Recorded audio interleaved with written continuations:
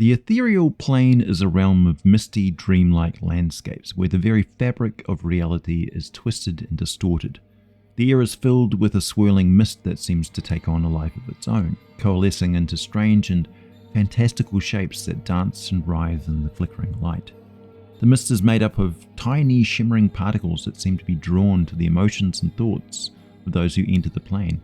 It's as if the mist is alive and it's feeding off the energy of the plane's inhabitants. As you move through the mist, you begin to notice that it's not just a random collection of particles, it's actually a complex network of interconnected threads that seem to weaving together to create a vast three-dimensional tapestry. Each thread is imbued with a memory, a strong emotional echo, and as you touch one thread, you can feel that echo, feel that emotional weight. The massing of ethereal mist into physical substance is not like it manifests into wood or stone, the flesh and bone. It's more like the weight of memory and emotion becomes too dense to pass through it, and that resistance mimics the property of a solid object. The ethereal plane is home to a variety of strange and exotic phenomena. There are areas where the mist seems to take on a life of its own, swirling and eddying in patterns that defy explanation. There are also areas where the scenery seems to be shifting and flowing like a liquid, creating strange and fantastical shapes that seem to be alive. Great storms can form in the mist and erupt in a maelstrom, hurling ethereal travelers along with it, or far from it, often throwing them into a random area of border ethereal, or even right out of the plane entirely, emerging suddenly from the border ethereal, lost and disorientated. Such great storms are a bit of a mystery. There may be many causes for them. They may be created by the emotions of godlike beings, or simply build up from the natural flows, just like weather patterns and cyclones on Earth.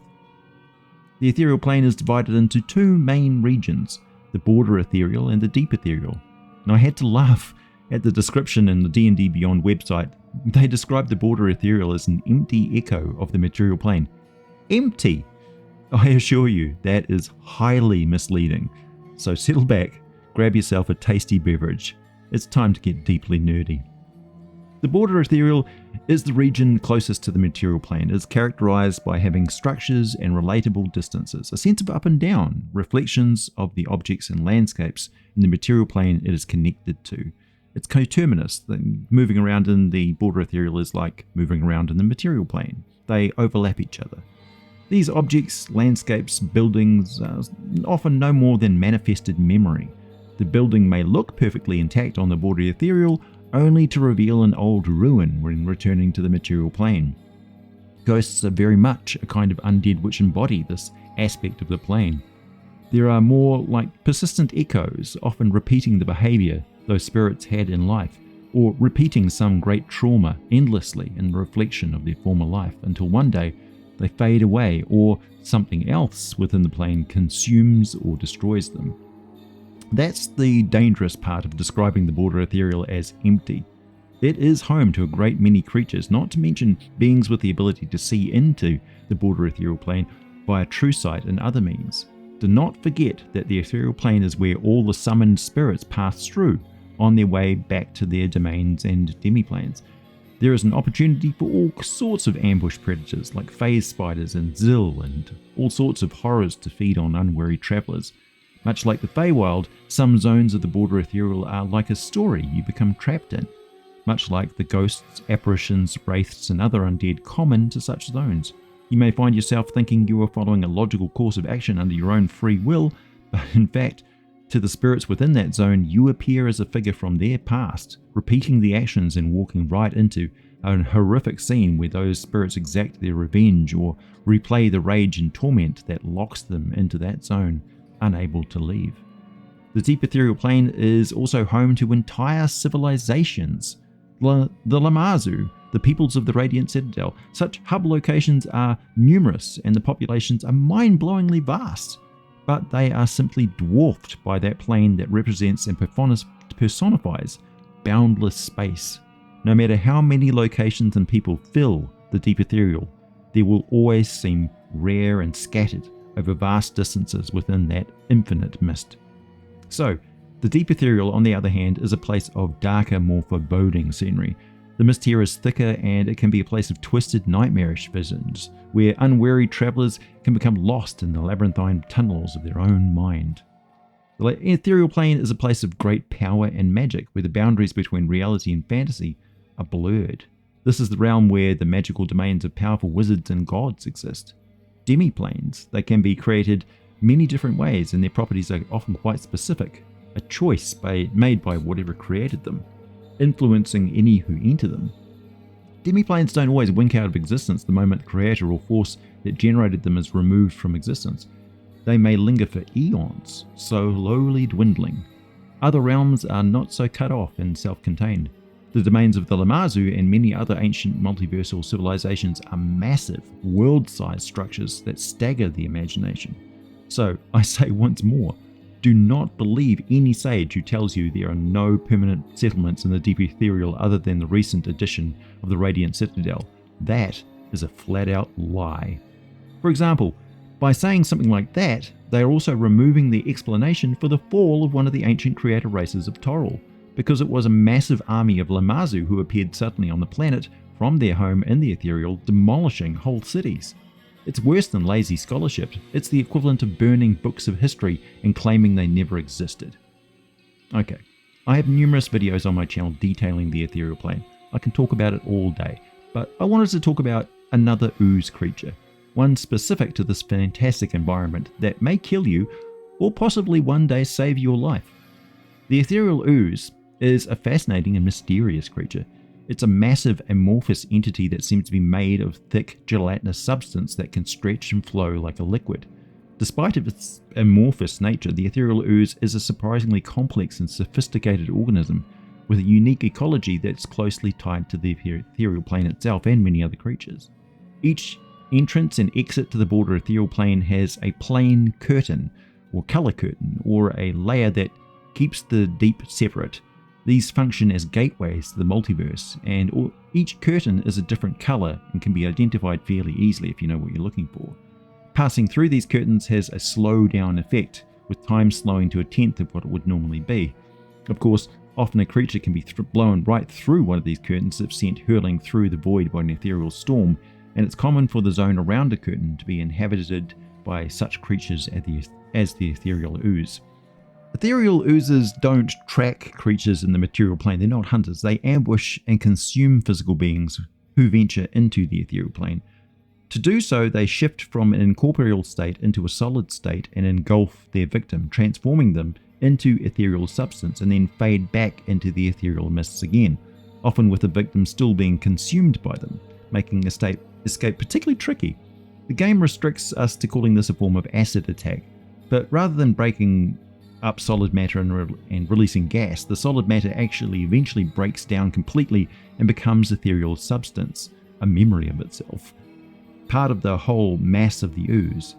Physical attacks are largely useless against the ethereal oozes. Magic weapons, spells, or attacks that are themselves ethereal in form will work well though, but forget about trying poison on them, force them into different shapes or forms with magic, or trying to stun, paralyze, or otherwise knock them senseless. They just don't work that way, being mindless organisms. On the rare occasions they are manifested into the material plane, they are spooky things to deal with. They are silent as the grave, move through solid objects including shields and armor.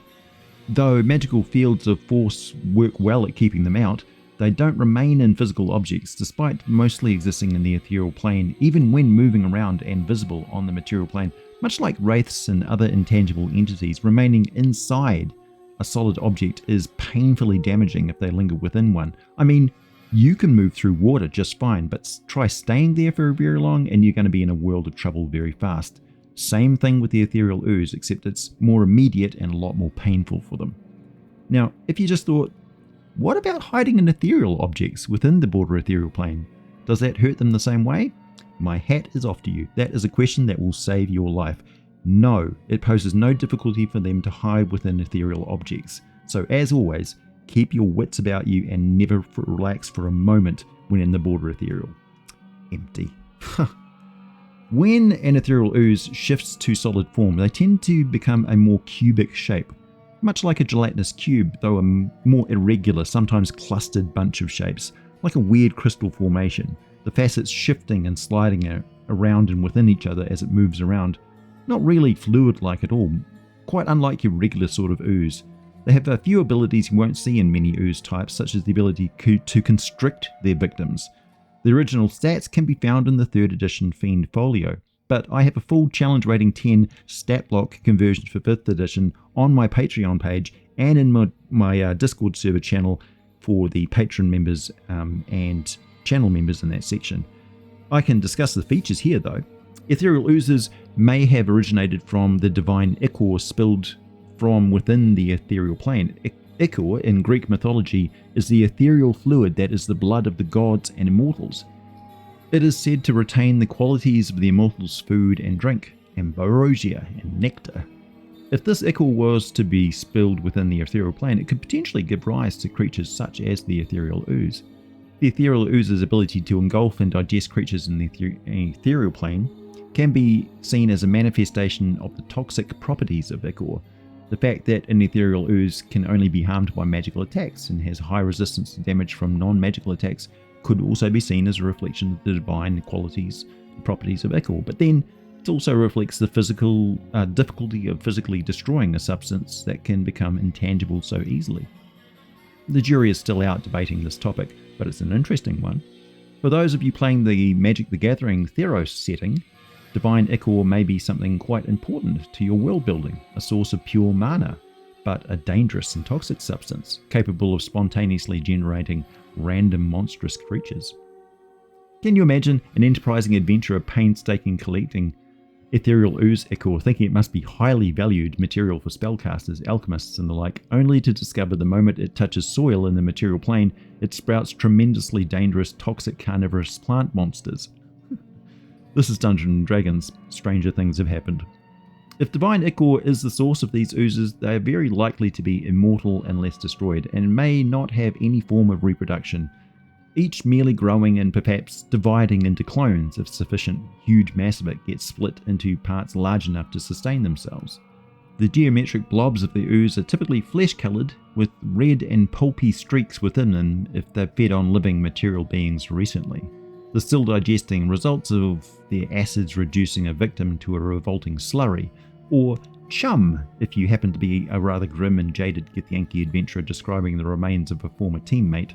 Well, as much of the remains as she could fit into a metallic urn when she returned to the material plane and sought out a way to restore them to life. But that's a story for another time. Oh yes, the fact the ooze can shift between the border and material planes so easily, even with a victim engulfed within, means that in 1378 DR, 2 individuals, Cavatina Zarin and Liliana Vryn, actually got transported back to the material plane by being engulfed by an ethereal ooze and attacking it from the inside, once it had de-etherealized them when it crossed over to the material plane in its instinctual behavior of retreating to the border or material plane to digest its prey in peace.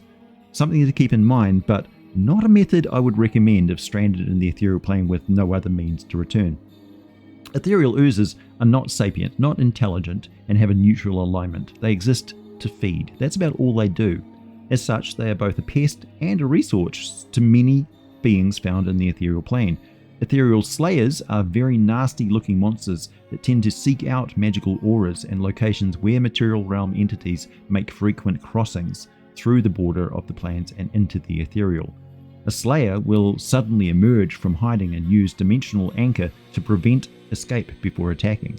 But what's worse is the damn things will plane shift to actually pursue their prey into the material realm if they still manage to escape. You can find them in the second monster manual for 3rd edition. The Kenzai, otherwise known as Ethergaunts, have been engaged in a vast interdimensional war for eons, and while they are now considered native to the ethereal plane, that's just because they've remained there for a very long time now. But they were once material plane creatures, members of a robust and powerful civilization that dominated a lot of the material plane. They have been returning to the material plane gradually for the last 10,000 years, reacting with violent and vicious xenophobia to all living inhabitants of the material plane. I'm not sure what happened to them, or if something happened to the entire material plane when after they originally departed, but to look at the unmasked face of an Ethergaunt is to invite gibbering madness on yourself. They find us equally horrific, and curiously, they see all other emotions as a form of madness and strive to eliminate all traces of it from themselves, resulting in a rigid and strictly regulated society that operates as a caste system. Every Ethergaunt has its role and purpose. The most certainly make use of the Ethereal Oozes, not only employing the creatures in matters of warfare, but also making use of the substance of the oozes to fuel their own weird technologies, much of which is unknown to material realm beings and very difficult to defend against or detect. I once read an account in a scroll written by a Wujin of Karatur that a victim of an ethereal spirit known as a Gendruwo, a type of Mimedi spirit, dragged a victim into the ethereal plane, and later, when a rescue was attempted, they say it was feeding on an ethereal mist taken from an ooze creature that was digesting the victim. So some sort of a weird symbiosis was happening there I have not seen in any other evidence for, but it's a highly credible source, I'm told. You can read more about the Gendruwo in the first edition Karatur sourcebook or second edition Monster Compendium Volume 6, the Karatur Appendix. Oh, thinking of the Ethergaunts, sometimes creatures migrate from the ethereal plane to the material plane. A perfect example is the Ghost Eater. Naturally incorporeal, they have evolved to spend most of their time manifested in the material plane. There they hunt ghosts and other ectoplasmic beings. They resemble a phantom fungi made of blue or grey ectoplasm. Ghost Eaters are weird, intelligent creatures and communicate with each other, but choose not to engage with other species. They attack ghosts with enthusiasm, draining their wisdom by means of a tentacle touch attack. Once a ghost has all of its wisdom drained, the Ghost Eater absorbs its body into one of its fleshy sacs where it's digested over the course of a few days. They most likely see the Ethereal Ooze as a pest for the most part, but like the Gendruwo, maybe they can also feed on the ethereal substance of the ooze in a similar way, seeing it as a large bowl of jello, except the jello can fight back. That's just a bare few examples, I assure you. The ethereal plane is not empty, my friends, nor is the Radiant Citadel particularly noteworthy in the endless vast. There are far older, far larger, and far more important locations to explore, far more species for me to detail in the pages of my journals and bring to you in these little video chats. My name is AJ Pickett, thanks for listening, and as always, I'll be back with more for you very soon.